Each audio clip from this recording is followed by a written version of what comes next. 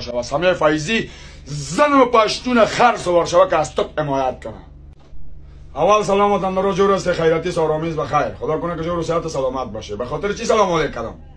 به خاطری که زن طبقه گوشه کو خدا، دختر طبقه گوشه کو خدا. به خاطر که زن دختر میامد با سابق احترام میکردم و امروز دیدم که زن مرد مقابل ما به در سنگه گرفت و از نام ما استفاده کرد. زنام نام کشی کردن در زیر لایف الپو و گو و گند و شاشه و سرگین میرن. نه به این خاطر امشب یک زن آمد بالا، دختر ایرانی، از سرحسابم را رفت. سوال ازش کردم که استاد چوکیانه از سر بیبیاجی از زیر بیبی کراچی.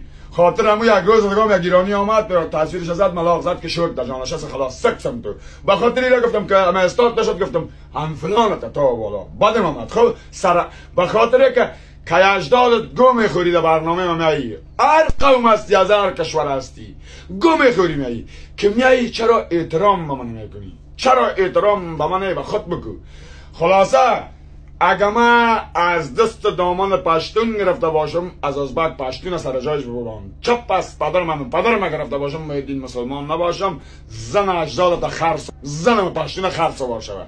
تو که کونی چلو، تو پشتون نیستی، تو هیرامندوی